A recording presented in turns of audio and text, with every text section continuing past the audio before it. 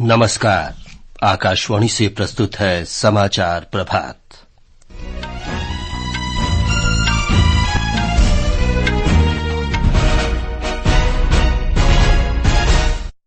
प्रधानमंत्री नरेंद्र मोदी आज नई दिल्ली के भारत मंडपम में भारत वाहन उद्योग वैश्विक प्रदर्शनी का उद्घाटन करेंगे।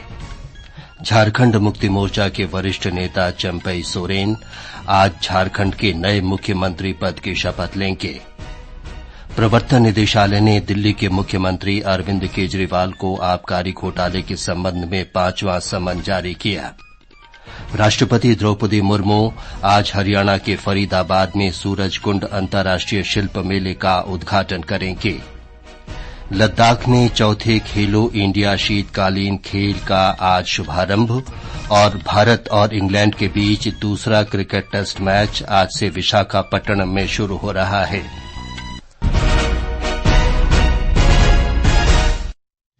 समाचार प्रभात के साथ मैं विमलेंदु पांडे।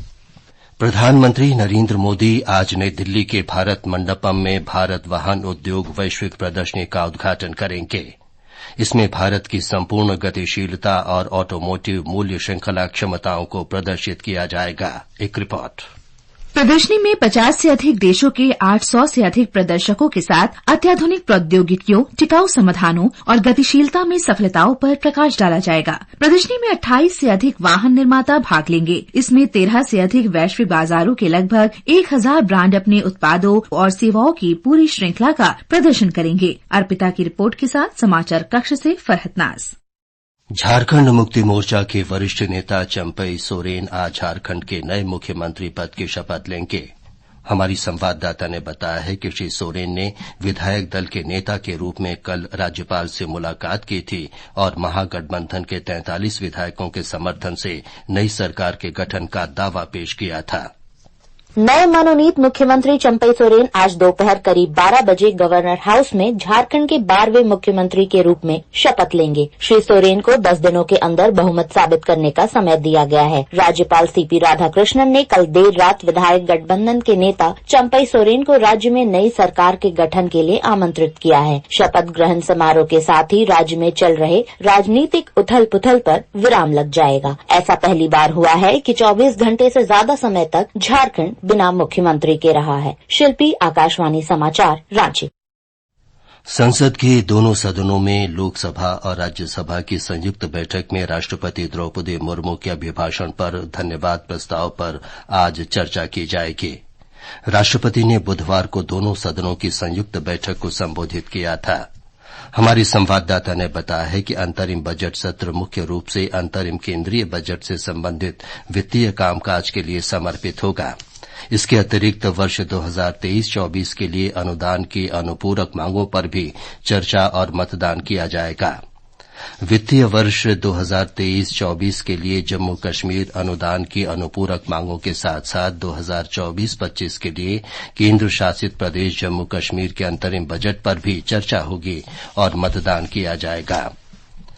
प्रवर्तन निदेशालय ने आबकारी नीति घोटाले के सिलसिले में दिल्ली के मुख्यमंत्री अरविंद केजरीवाल को 5वां समन जारी किया है। निदेशालय ने केजरीवाल को आज जांच एजेंसी के सामने पेश होने के लिए कहा है।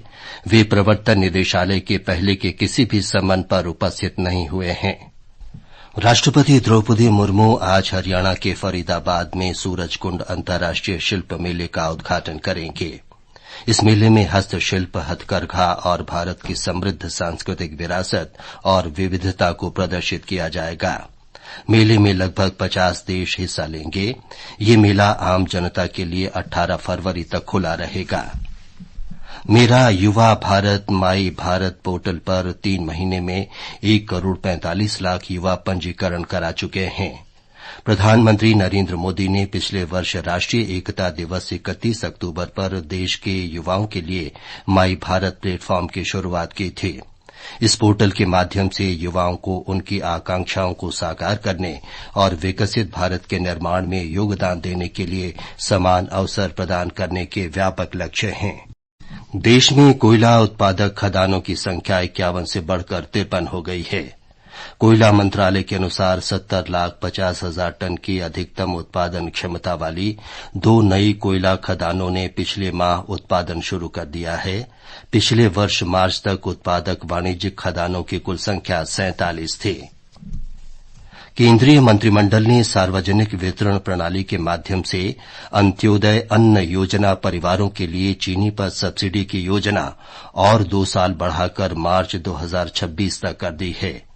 इस योजना के अंतर्गत केंद्र सरकार भागीदार राज्यों को अंत्योदय अन्न योजना परिवारों को चीनी पर हर महीने ₹18.5 प्रति किलोग्राम की सब्सिडी देती है। उत्तराखंड में विकसित भारत संकल्प यात्रा के अंतर्गत अब तक 20 लाख से अधिक लोग शामिल हो चुके हैं। हमारे संवाददाता ने बताया है कि यात्रा के माध्यम से राज्य के ग्रामीण और शहरी क्षेत्रों में लोगों को केंद्र और राज्य सरकार की जन कल्याणकारी योजनाओं की जानकारी दी जा रही है। यही समय है, सही समय है। इस यात्रा के जरिए लोगों को कृषि, प्रधानमंत्री आवास योजना, पीएम उज्ज्वला योजना समेत अन्य जन कल्याणकारी योजनाओं की जानकारी दी गई। राज्य के विभिन्न स्थानों पर आयोजित कार्यक्रमों में अब तक ग्रामीण क्षेत्रों में 18,29,000 से अधिक और शहरी क्षेत्रों में 1,84,000 से अधिक लोग शामिल हो चुके हैं। सरकारी आंकड़ों के अनुसार 21,000 से अधिक लोगों ने प्रधानमंत्री उज्ज्वला योजना के लिए पंजीकरण कराया, जबकि 37,000 से अधिक लोगों ने सुरक्षा बीमा और अन्य योजनाओं का लाभ पाने के लिए अपना पंजीकरण कराया है। वहीं इस दौरान आयोजित स्वास्थ्य शिविर में 2,57,000 से अधिक लोगों की टीबी जांच की गई। साथ ही 4 लाख से अधिक लोगों की स्वास्थ्य जांच की गई। पात्र लाभार्थियों ने आकाशवाणी से बातचीत में अपनी कहानियां साझा की और केंद्र व राज्य सरकार का आभार व्यक्त किया है। संजीव सुंदरियाल, आकाशवाणी समाचार, देहरादून। भारत को गढ़ने का यही समय है। विश्व जल भूमि दिवस पर आज इंदौर में अंतर्राष्ट्रीय सम्मेलन का आयोजन किया गया है। इंदौर की रामसर साइट सिरपुर तालाब पर आयोजित इस कार्यक्रम में मुख्यमंत्री डॉ मोहन यादव मुख्य अतिथि और केंद्रीय पर्यावरण राज्य मंत्री अश्विनी चौबे विशेष अतिथि के रूप में उपस्थित रहेंगे। हमारी संवाददाता ने बताया है कि रामसर कन्वेंशन के महासचिव डॉ मुसुंडा मुम्बा भी इस अवसर पर मौजूद रहेंगी। विश्व वेटलैंड्स दिवस पर आज इस कार्यक्रम का आयोजन केंद्रीय पर्यावरण, वन एवं जलवायु परिवर्तन मंत्रालय, मध्य प्रदेश राज्य वेटलैंड प्राधिकरण और नगर पालिक निगम इंदौर के संयुक्त सहयोग से किया गया है। कार्यक्रम में देश के सभी राज्यों के अधिकारी, वैज्ञानिक तथा देश की 80 रामसर साइट्स के प्रबंधक सहित 200 से अधिक विशेषज्ञ सम्मिलित हो रहे हैं। मध्य प्रदेश में तालाबों की संख्या लगभग 15,000 से अधिक है। राज्य शासन द्वारा किए जा रहे संरक्षण के प्रयासों से 2 वर्षों में ही रामसर साइट्स की संख्या 1 से बढ़कर 4 हो गई है। इसके अतिरिक्त भोपाल और इंदौर देश के उन 3 शहरों में शामिल हैं जो रामसर वेटलैंड सिटी के रूप में अधिमान्यता प्राप्त करने की दिशा में अग्रसर हैं। इंदौर से मनिंद्र दुबे के साथ संजीव शर्मा, आकाशवाणी समाचार, भोपाल। चौथा खेलो इंडिया शीतकालीन खेल आज से लेह में शुरू होगा। खेल और युवा कार्य मंत्री अनुराग सिंह ठाकुर इन खेलों का उद्घाटन करेंगे।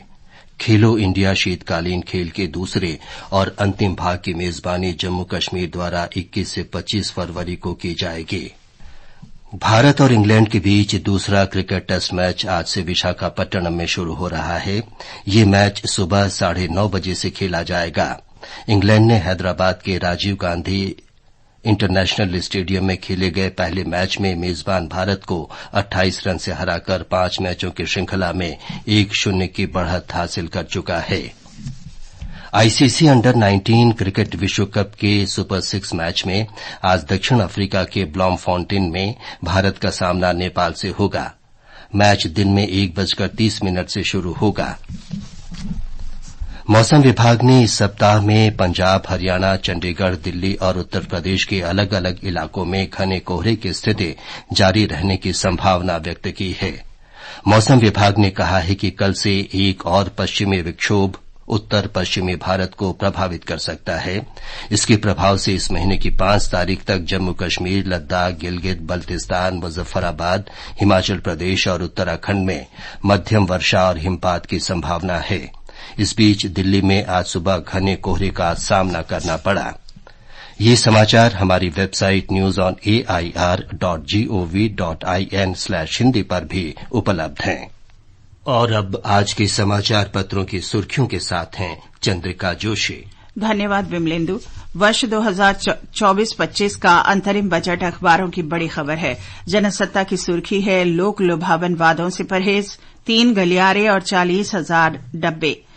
आवासीय योजना के जरिए बड़े वर्ग को आकर्षित करने के लिए किफायती मकान की घोषणा की गई। हिन्दुस्तान का शीर्षक है खुद पर भरोसे का बजट। वित्त मंत्री निर्मला सीतारमण ने लोक लुभावन घोषणाएं नहीं की, 10 वर्षों की उपलब्धियां गिनाई। हरिभूमि की टिप्पणी है सीता का राम राम, 3 करोड़ महिलाएं बनेंगी लखपति, टैक्स छेड़ा नहीं, भरोसा तोड़ा नहीं, आध्यात्मिक पर्यटन को मिलेगी गति। दैनिक भास्कर का कहना है मतदाता हो या करदाता, सबको कल का वायदा। इंफ्रा बजट 11% बढ़ाया। सूर्योदय योजना, छत पर सौर ऊर्जा के जरिए 1 करोड़ घरों को हर महीने 300 यूनिट फ्री बिजली। नवभारत टाइम्स का कहना है 25,000 रुपए तक के बकाया नोटिस होंगे वापस, 1 करोड़ करदाताओं को होगा फायदा। राजस्थान पत्रिका लिखता है अब शुरू होगा सुधार का अगला चरण, रिफॉर्म, परफॉर्म और ट्रांसफॉर्म पर आगे बढ़ेगी सरकार। पत्र ने रेल मंत्री के हवाले से लिखा है रेलवे के अमृत चतुर्भुज से समाप्त होगा वेटिंग का झंझट, 40,000 किलोमीटर नई रेल लाइन बिछाने की योजना। दैनिक जागरण का कहना है जुलाई में पेश होगा अमृतकाल का रोड मैप, यूपीए सरकार के आर्थिक कुप्रबंधन पर श्वेत पत्र लाने की घोषणा। झारखंड की राजनीति पर जनसत्ता की सुर्खी है हेमंत सोरेन को 1 दिन की जेल, चंपई सोरेन को मिला न्यौता, विधानसभा में 10 दिन में विश्वास मत साबित करना होगा। अंत में मुख्य समाचार एक बार फिर। प्रधानमंत्री नरेंद्र मोदी आज नई दिल्ली के भारत मंडपम में भारत वाहन उद्योग वैश्विक प्रदर्शनी का उद्घाटन करेंगे। झारखंड मुक्ति मोर्चा के वरिष्ठ नेता चंपई सोरेन आज झारखंड के नए मुख्यमंत्री पद की शपथ लेंगे। प्रवर्तन निदेशालय ने दिल्ली के मुख्यमंत्री अरविंद केजरीवाल को आबकारी घोटाले के संबंध में 5वां समन जारी किया। और राष्ट्रपति द्रौपदी मुर्मू आज हरियाणा के फरीदाबाद में सूरजकुंड अंतर्राष्ट्रीय शिल्प मेले का उद्घाटन करेंगे। इसके साथ ही समाचार प्रभात का ये अंक समाप्त हुआ। नमस्कार।